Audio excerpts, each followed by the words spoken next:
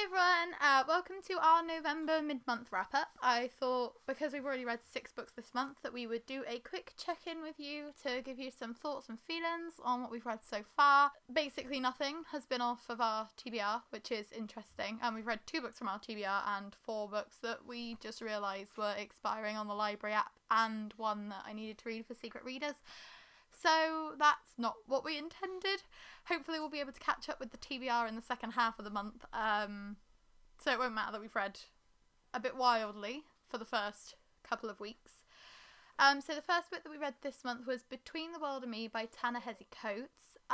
This is a non-fiction book which is written from a father to his son and discusses experiences of race in America, and it's stunning. Like, there's no other word for it, really. It's very short. It comes in at just over 150 pages. So if you're interested in books that are a bit more biographical and share the personal experience of race in America rather than looking at the facts and figures and the statistics, this is definitely one that I would recommend. It's actually being adapted into like a HBO special. I'm not sure how that adaptation is going to work, whether it's going to be focused on the author and his son, or whether it's going to be kind of interviewing people more broadly, but I'm very interested in that. Ended up giving it 4 stars. It's quite hard to talk about non-fiction, and it's quite hard to come to like a rating of it, but I feel like it was a little bit rushed towards the end. It's split into 3 sections. The first section was over half of the book, but the second and third sections were a lot shorter, and I felt like they could have been expanded a bit more to have a bit more of an impact. Not that it wasn't impactful, it just feels like it stops very abruptly, but I really appreciated what it did, and I'm glad that I read it because I've seen this recommended an awful lot over the last few months and in previous years as well. The second book that we read in November was I Am Nobody's Nigger by Atta, which is a poetry collection from the author of The Black Flamingo. The Black Flamingo is one of the best books that I've read this year, and you can see how that book is semi-autobiographical because some of the poems in this collection have quite similar themes. So if you read The Black Flamingo before you read this, you will notice that there are like the recurrent themes, and it gives you quite a similar feeling. My only issue with this one was that some of the poems at the beginning were in quite like the traditional rhyming style, and because I had read The Black Flamingo and I was expecting it to be in kind of more of like the flowing verse, I couldn't really gel with the first few poems. It wasn't a feeling that persisted for very long, but it did make it quite hard to get into, and I did almost kind of put this one down and think it wasn't for me, which I wasn't expecting because of how much I love The Black Flamingo. So I did end up giving this one 3 stars, but I wonder whether I was rating it more harshly because of my expectations. So this is one that if you haven't read The Black Flamingo yet, I would recommend starting here before going into The Black Flamingo. But if you have read The Black Flamingo, then this is worth picking up anyway, because some of the poems are really, really inspired and they're really beautiful, and I just love Dean Atta's writing anyway, so I was really happy to experience a bit more of it. The third book that we finished in November was The Patron Saint of Motion Pictures and Vacuum Cleaner Repair by Christine Simon. Now that title is one hell of a tongue twister. I read this through the Secret Readers app. So this book is so far from publication that it doesn't have a cover, and I've got a feeling it's coming out in 2022. So I can't really say too much about it. But this follows a mayor in a small town in Italy who is trying to save his village from having their water supply cut off. They've been threatened because they haven't paid their taxes, and they've said like, yeah, we're all going to have to move out. So he tries to save everyone by pretending that he's been asked to film like a big Hollywood motion picture with one of like the hottest artists, like actors around at the time. It's wacky, it's wild, it's hilarious, it's wonderful. I loved it.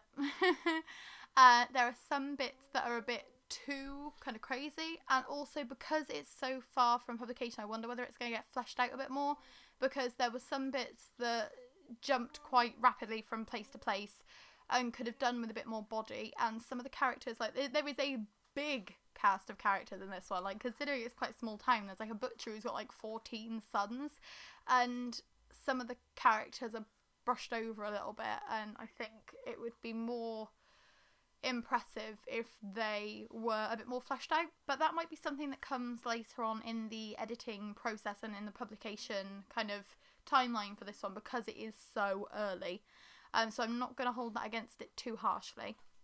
I ended up giving The Patron Saint of Motion Pictures and Vacuum Cleaner Repair 4 stars. But I'm looking forward to reading more from this author in the future, and I'm looking forward to rereading this closer to publication, because I think that it is a very fun story, and it's the perfect one to read at a time like this, like when the world is feeling very, very grim.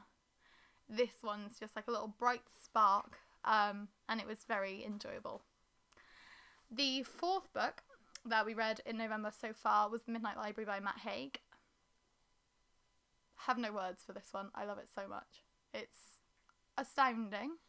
It's an easy 5 stars, and I can see why people are saying it's the best book of the year. I voted for this on the Goodreads Choice Award for Best Fiction Book of the Year because it's impeccable. If you haven't read any of Matt Haig's other works, Matt Haig is an author who writes very, very broadly. He writes books for children, he writes non-fic, he writes other kind of adult fiction, and all of his fiction is impactful. So this one follows a woman who is fired. When she gets home, she can't find her cat, and then somebody knocks on her door and says, actually, like, your cat's been killed. And she is distraught, and she attempts to end her life. And Nora wakes up in this library between realms. So it's called the Midnight Library, and it's between life and death. And in this library, all of the books have nothing on their spines. You can choose a book off of the shelf. It takes you back to a point in your past, and you can relive your life, changing any regrets that you may have. It's powerful. There were points when I was like close to tears, and I know a lot of people have said that this one is quite a devastating read. I know a lot of people have been crying over this one, so make sure you've got a tissue box in there just in case. But I think that, again, in a year like this is something necessary, because even though it is on the bleaker side of things, like whereas The Patron Saint is like on the light-hearted side, this is so bleak but also extremely hopeful. It shows that even when you're feeling down, even when you think that you can't go on, there are always ways that you can change your life, and there are always things that you can do to regain control and to like change your destiny. And I think that's something that a lot of people will find inspiring, and I think it's a thing that a lot of people will be motivated by, especially because like this character is someone who feels like, oh, I could have been something extraordinary. Like, one of the lives she's an Olympic athlete, one of the lives she's a stadium headlining singer. And it's the small things in life that matter a lot more. And I think that is a very good moral to have in your story, especially when you've got all of these books about like the chosen ones and people who have done extraordinary things.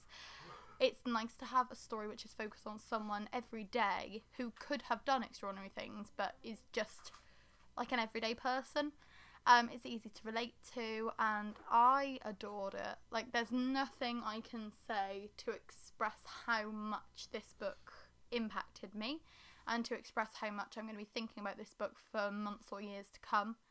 I want to get hold of a copy because I borrowed it out of the library, and I just can't wait to own it and reread it because it's such a quick read as well. Like, I think it's just under 300 pages, but because Matt Haig does funny things with time, and there's like lots of like short chapters that are literally like just the chapter title and then like a little paragraph, it's such a quick read. If you've got a chunk of time to set aside for this one, I would, because we read it in 2 sittings, and I could have easily read it in 1 if we hadn't started it so late in the day. And I'm looking forward to rereading it and to reading more of Matt Haig's writing in the future, because the only other one of his novels that I've read so far is How to Stop Time, and that one again was amazing. So I'm looking forward to reading more of his works. I knew this was going to be one of my favourite books of the year. As soon as I read the concept when it was announced, I knew it was going to be up there. So I'm glad that it fulfilled my expectations. So the next book that I finished in November, forgot what month it was, it's just been one of those years, was The Killer on the Wall by Emma Kavanagh. This was one that I picked out of my TBR jar. So this is a crime thriller about a sleepy town near Hadrian's Wall. They had a killer who was called the Killer on the Wall like 20 years ago, and all of a sudden bodies start appearing on the wall again, and they're wondering like, is this a copycat killer inspired by the original killer, or did we actually not find the original killer in the first place? What went wrong with the original investigation, and can we solve it now? This follows two women, one called Mina and one called Isla. Isla is the daughter of the investigator who solved the case in the first place, and Mina is someone new to the town who is investigating alongside him. She is also a detective. I wanted to love this one. I think the setting is so unique. The concept is brilliant. The idea of like, is it a copycat killer or is it the same killer kind of resurging, was one that really, really fascinated me. But I don't know if it's just because I read this one through NetGalley, but there were like so many issues in the writing. So we're changing tense constantly, going from present tense to past tense, sometimes in the same paragraph, and it made me feel a little bit like I was on a roller coaster, like I was a bit nauseous from like, oh, actually, like which time am I reading in? Which kind of tense are we trying to use here? There was also a lot of similarities between the two narratives, so it was quite difficult when you were skipping from person to person. Like, Isla would be mentioning her dad, and I would think like, why is Mina mentioning her dad? But it wasn't her perspective that we were following. So the characters weren't very well kind of fleshed out. They had a lot of potential for, if this had been like the first book in a series, I have a feeling it's a standalone. I can't see any kind of information about continuations. If this had been the first book in the series, they would have had a lot of potential to be developed further. But I think the focus was so intensely on the case and the murders that the characters kind of fell by the wayside. I was a little bit surprised by kind of like the twist at the end, but also it just seemed a bit ridiculous. It was a solution that I had kind of considered and then dismissed because I thought, oh no, that would be absolutely ridiculous if that was the way that it ended, and then that was how it went, which was a bit disappointing. But yeah, the setting on this one, impeccable. If you are looking for a crime novel with a really distinctive setting that will stick in your mind, I recommend it for that. If you like crime novels that don't necessarily focus intensely on the investigation, that's also a plus about this one, because Isla is she's like a psychologist who's focusing on like the brain function of psychopaths. So that is an interesting aspect. Like, the whole case kicks off again because she goes to visit the killer in the wall in prison and does like a brain scan for him and stuff, and she's looking into his brain function. Those aspects of it, really, really interesting. It just falls a little flat with the solution. It all kind of falls apart for me. I think there's another way that is very heavily implied that would have been a more interesting story. Yeah, and also there's just not really any kind of reason for the killings. It's like, oh, well, this happened to me, so I became a murderer. There's no reason for the victims to be picked out, and the victims in the past are related to all the victims in the present killings. So I thought, oh, there's going to be some kind of really interesting, like, familial connections. Like, there's going to be some kind of interesting reasoning behind why the killings are being mirrored.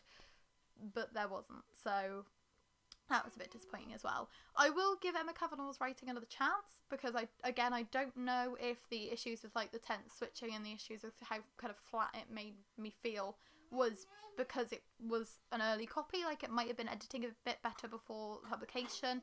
And I do own Falling by Emma Kavanagh, so I will be giving that a go, but I haven't got my hopes too high for that one. The last book that we've read so far in November is the 10 Riddles of Eartha Quicksmith by Owen, and this was the first book that we read for Believeathon, so we're finally making a start on our TBR, which is nice. So hopefully we'll still be able to get it finished by the end of the month.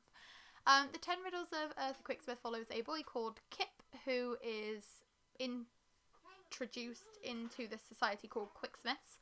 So Quicksmiths is like a school for people who have a feeling for this strange energy. So it's people who have like interest in time. Like Kip sees things he calls squirrels in his head that are apparently this thing called eon energy. It's hard to describe quickly because it's very, very complex, but it's a very interesting magic system that's very based in science, and I love the fact that it's like fantasy in a way that it's like a twist on real life. So I don't know about you, but like when I close my eyes I can see like squirrels behind my eyes, and I think that it's very interesting to take something that like a lot of people experience on an everyday basis and like make it into something fantastical. So I love that aspect of it. Now as for the hard part, because I feel like I'm in the minority on this one. Most people have been giving this book 4 or 5 stars, but I just didn't really like it. And I hate to say that because I was so excited about reading it. I love riddles, I love mysteries, I love middle grade. I thought this was going to be a brand new favourite for me. Gavin from How to Train Your Gavin gave it 5 stars. He's been raving about it. I thought, oh yeah, I'm going to absolutely love it, and it fell completely flat for me, and it was not the one. Like, it was really hard to motivate myself to pick it up, and I just didn't want to continue on with it, which was not what I was expected to be saying when I was talking about this book. I think the problem is it's doing too much all at once. So Kip goes, like, so when we first meet Kip, he's just moved to a new town, so he's going to a new school and he's being bullied, and then he solves these puzzles and gets to go to Quicksmith instead, and so you're meeting all of his new friends, you're meeting all of the other people at the school, you're being introduced to the secret society, and that's all like the first 50%. And then the next 50% is all 10 of the riddles. So the 10 riddles of Eartha Quicksmith all squish into the last half of this book, and I feel like I would have enjoyed it more if there had been like book 1 in the series had been Kip going to Quicksmiths and Kip meeting all of these people and everybody getting really well fleshed out and learning this world and learning these kind of historical aspects, and then doing the riddles in the future. But it's like one of the students is the great-grandson of Eartha Quicksmith. One of them is related to another famous person from Quicksmith's history. I kept getting those two confused. Like, one of them is the bad guy, one of them is the good guy, and you'd think like, oh yeah, like the bad guy is related to the like one that's not Eartha, and the good guy is Eartha's great-grandson, but I was thinking it was the other way around, so like people have more expectations of him and he's like really stuck up and snooty because he's Eartha's great-grandson. So I kept getting those two muddled. There are a load of characters that are literally just introduced by name and then aren't really fleshed out, and I feel like that was a bit of a shame because it meant that you were kind of jumping between like Emily, Penny, Maya. Maya's like the rich girl, but Penny and Emily, I couldn't tell you a difference between them, and it might have been nicer if they'd been fleshed out a bit more.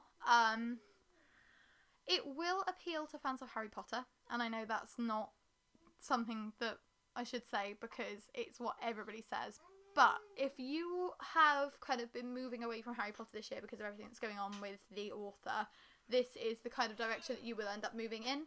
And I think when this one is, it's got a few more books released in the series, it will be selling very, very well because it's got the big cast of characters. There's kind of somebody for everybody in there. There's kind of like all of the mystery aspects. There's like the adult characters, so if you're reading it to your child as a parent, you've also got characters that will interest you. Mr. Steampunk is Professor Steampunk, sorry, is amazing. He's got like 4 arms because he's done like crazy experiments and stuff.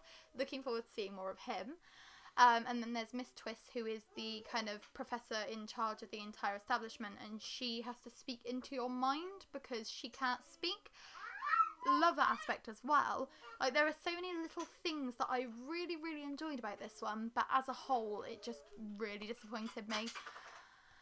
Which is, again, a shame to say because I thought it was going to be a new favourite. But I definitely recommend giving it a go. And I think this is one that when I reread it, I will enjoy it more. When there are more books in the series and I reread it, I will enjoy it more because I will have seen these characters develop in the future and seen where they go. And I will be like, oh yeah, I know who that is because this then happens to them. Things like that. So for a first book, I think it's a great start. I think it does a lot of work towards making the series, like establishing the series, but it's just not the one for me. So I did only give the 10 Riddles of Eartha Quicksmith 3 stars. But I am still looking forward to carrying on with the series, and I still think it's got a lot of potential. So it's not all bad. And those are the 6 books that we've read so far in November. So, I mean, it's been a varied month. We've had a 5-star, we've had some 3 stars, but nothing too low, which is nice. So it's looking like a good reading month so far. If you've read any of these books and you'd like to share your thoughts on them, please leave a comment down below. I'd love to talk about them with you. If you like this video, please give it a thumbs up. Or if you'd like to subscribe, then feel free, and I would be really, really appreciative of that. I'll see you again soon with another video. Bye!